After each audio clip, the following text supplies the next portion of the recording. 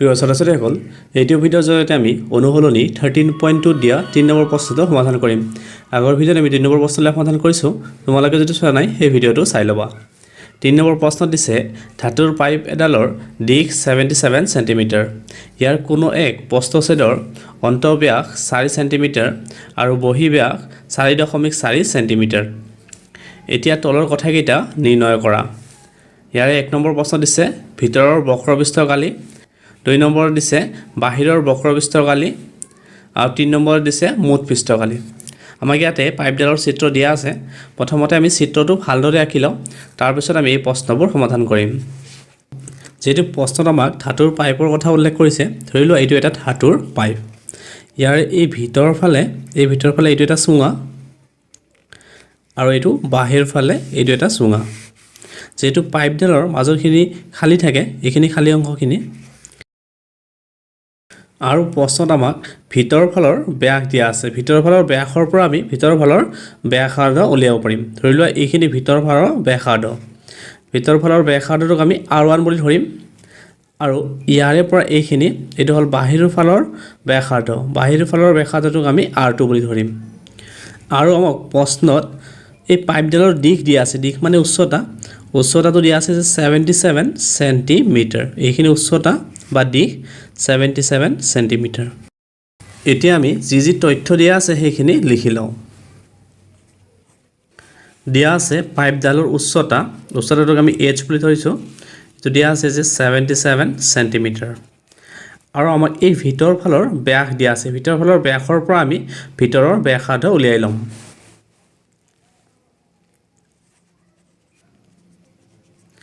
অন্তঃব্যাস দিয়া আছে আমাক 4 সেন্টিমিটাৰ। মানে ইয়াৰে পৰা ইয়াৰলৈকে আমাক দিয়া আছে 4 সেন্টিমিটাৰ। এতেকে আমি ব্যাসাৰ্ধ উলিয়াব পাৰিম। আমি জানো যে ব্যাসাৰ্ধ ব্যাসৰ আধা হয়। ব্যাসাৰ্ধটোক আমি R1 বুলি ধৰিছোঁ। ব্যাসাৰ্ধটো হ'ব 4/2। 4ক 2ৰে হৰণ কৰিলে আমি পাওঁ 2। এইটো 2 সেন্টিমিটাৰ। আৰু আমাক বহিঃব্যাস দিয়া আছে 4.4 সেন্টিমিটাৰ।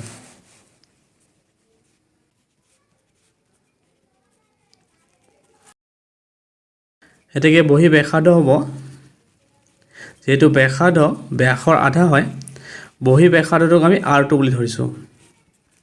ইয়াৰে আধা মানে 4.4/2।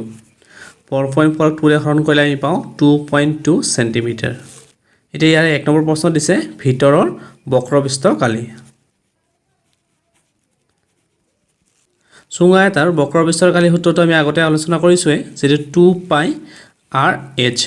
ইয়াত যিহেতু ভিতৰৰ বিচাৰিছে, ভিতৰৰ ব্যাসাৰ্ধটো R1, সেইবাবে আমি ইয়াতে লিখিম R1। চ' তোমালোকে ইয়াতে চালে গম পাবা এইটো ভিতৰ পিনে এইটো এটা চুঙা আছে। চ' এইটো চুঙা আকৃতিৰ, এই ভিতৰৰ চুঙাটোৰ আমি বক্ৰপৃষ্ঠৰ গালি উলিয়াম। এতিয়া ইয়াতে মানবোৰ বহুৱাম। 2 × π মানে 22/7 আৰু R1ৰ ঠাইত আমি লিখিব পাৰোঁ 2 আৰু hৰ ঠাইত আমি লিখিব পাৰোঁ 77। এইটো কেনচেল কৰিব পাৰোঁ। 7 × 11 77। এতিয়া এই আটাইবোৰ সংখ্যা আমি পূৰণ কৰিলে পাওঁ 968 বৰ্গ সেন্টিমিটাৰ। এইটো হ'ল যে ভিতৰৰ বক্ৰপৃষ্ঠ গালি। এতিয়া 2 নম্বৰটো কৰোঁ। 2 নম্বৰটো দিছে যে বাহিৰৰ বক্ৰপৃষ্ঠ গালি। এইটো যে বাহিৰৰ পিনে এই চুঙাটো আছে, এই চুঙাটোত এতিয়া আমি বাহিৰৰ বক্ৰপৃষ্ঠৰ গালি উলিয়াম। যিহেতু বাহিৰৰ উলিয়াম, সেইবাবে আমি R2 ল'ম। বক্ৰপৃষ্ঠৰ গালি সূত্ৰটো হ'ল 2πRh। সূত্ৰটো একে থাকিব, অকল R ৰ ঠাইত R2 বহিব। এতিয়া মানবোৰ বহুৱাম। ইয়াতে 2 × π ৰ ঠাইত 22/7। R2ৰ সলনি আমি লিখিব পাৰোঁ যে 2.2। R2ৰ মান আমি পাইছোঁ 2.2 আৰু hৰ মানটো আমি জানোৱে 77। এইটো কেনচেল কৰিম। 7 × 11 77। এতিয়া আমি এইখিনি সংখ্যা পূৰণ কৰিম। 22 × 2 44। 44 × 2.2।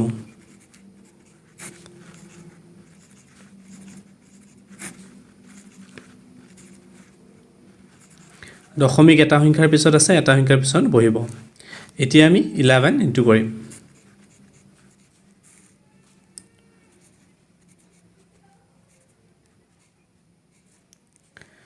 এতিয়া দশমিক এটা সংখ্যাৰ পিছত আছে এটা সংখ্যাৰ পিছত বহিব এটো পালো আমি 1064.8 বৰ্গ সেন্টিমিটাৰ এইটো হল বাহিৰৰ বক্ৰপৃষ্ঠৰ কালি এতিয়া আমি 3 নম্বৰত মুঠ পৃষ্ঠ কালি উলিয়াম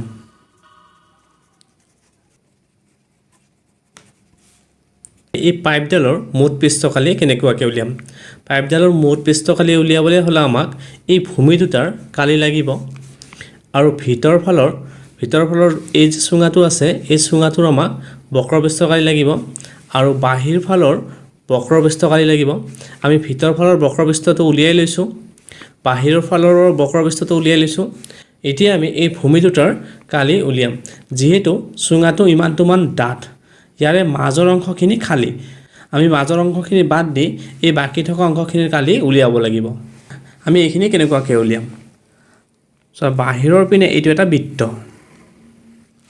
এইটো বাহিৰৰ পিনে বৃত্ত আছে আৰু এইটো এটা ভিতৰৰ বৃত্ত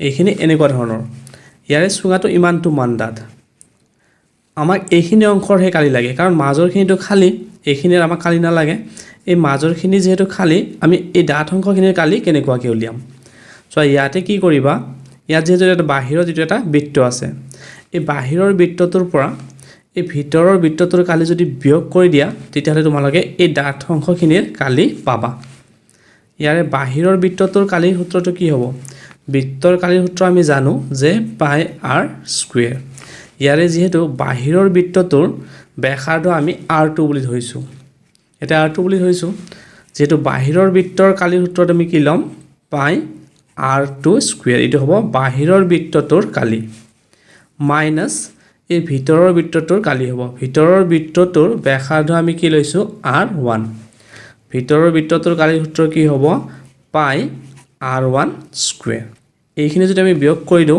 এইখিনি কৰি দিলে আমি এই ডাঠ অংশখিনিৰ কালি পাম এইখিনিৰ আমি কালি পাম যেহেতু এনেকুৱাকে ভূমি আমাৰ দুটা আছে সেইভাবে আমি ইয়াতে 2 ৰে পূৰণ কৰিব লাগিব এটোক 2 ৰে পূৰণ কৰিম আৰু এটোকো আমি 2 ৰে পূৰণ কৰিম কাৰণ ভূমিটো একে একে ওপৰতো আৰু তলতো সেইভাবে 2 ৰে পূৰণ কৰিছো এতিয়া আমি ইয়াতে 2 পাই কমন লব পাৰো 2 পাই কমন ললো ইয়াতে থাকিলে যে r2 square minus r1 square এই সূত্ৰটো যে পালো আমি এই সূত্ৰটো ব্যৱহাৰ কৰি আমি এই ভূমি দুটাৰ কালি উলিয়াম কাৰণ আমি মুঠ পৃষ্ঠ কালি উলিয়াব গৈ আছো আমি ইয়াতে মুঠ পৃষ্ঠ কালি উলিয়াবলৈ হলে ভূমি দুটাৰ কালি লাগিব ভূমি দুটাৰ কালি আমি এই সূত্ৰটো ব্যৱহাৰ কৰি উলিয়াম আৰু ভিতৰৰ ফালৰ বক্ৰপৃষ্ঠ কালিটো আমি উলিয়াইছোৱে আৰু বাহিৰৰ ফালৰ বক্ৰপৃষ্ঠ কালি আমি উলিয়াইছো অকল এই ভূমি দুটাৰ কালিহে উলিয়াব বাকি আছে এইটো সূত্ৰ ব্যৱহাৰ কৰি আমি ভূমি তলৰ কালি উলিয়াই লম পাইপডালৰ মুঠ পৃষ্ঠৰ কালি প্ৰথমতে আমি ভিতৰৰ বক্ৰপৃষ্ঠ কালিটো লিখো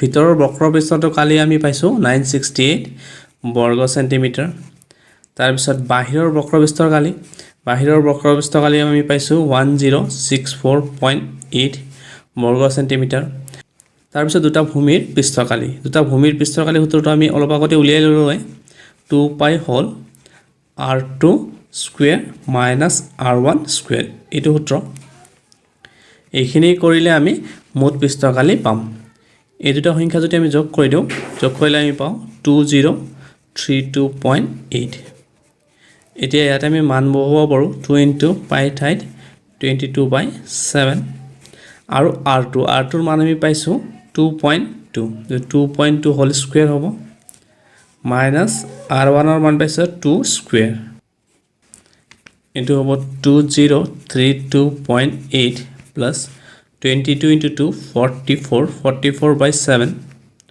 আকৌ 2.2 যদি আমি বৰ্গ কৰো 2.2 into 2.2 এটা 484 দশমিকটো দুটা সংখ্যাৰ পিছত আছে ইয়াতে বহিব এটো 4.84 আকৌ 2 স্কয়াৰ কৰিলে 4 2032.8 plus এতিয়া ইয়াৰে পৰা আমি 4 মাইনাস কৰিম 4 মানে 4.00 এটো মাইনাস কৰিলে আমি পাও 0.84 এটো 44/7 into 0.84 এটা আমি ক্যান্সেল কৰিব পাৰো 7 into 1 7 14 7 into 2 14 এইটো পালোঁ 0.12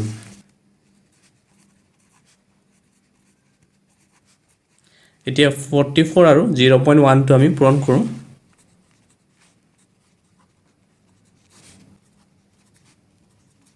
দশমিক দুটা সংখ্যাৰ পিছত আছে এইটো পালোঁ 5.28 এতিয়া এই দুটা সংখ্যা যোগ কৰিলে আমি মুঠ পৃষ্ঠৰ কালি পাম